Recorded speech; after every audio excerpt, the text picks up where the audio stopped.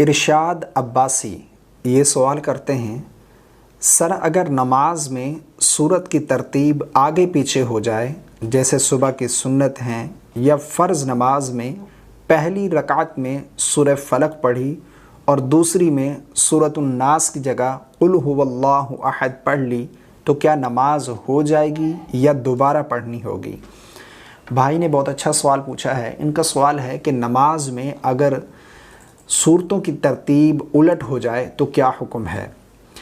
دیکھیں، نماز چاہے سنت ہو، فرض ہو یا نفل ہو، نماز میں ترتیب کے ساتھ قرآن مجید پڑھنا یہ واجب ہے۔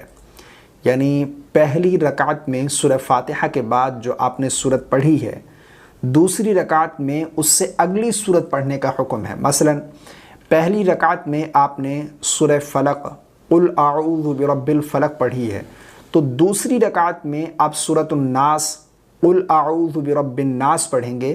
یہ سورت کی ترتیب یہ لازم ہے۔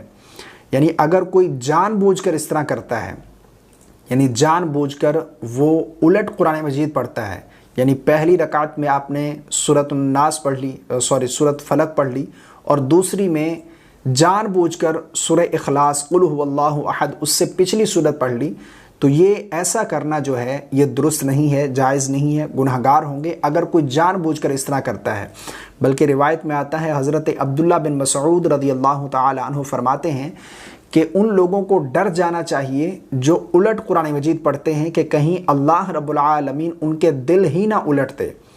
یعنی جو لوگ الٹا قرآن مجید پڑھتے ہیں انہیں اللہ سے ڈرنا چاہیے کہ کہیں اللہ رب العزت ان کے دل ہی نہ الٹ دے۔ تو الٹا قرآن مجید نہیں پڑھنا چاہیے، یہ درست نہیں ہے۔ جو پہلی رکعت میں سورت پڑھی ہے، دوسری رکعت میں اس سے اگلی سورت پڑھنے کا حکم ہے۔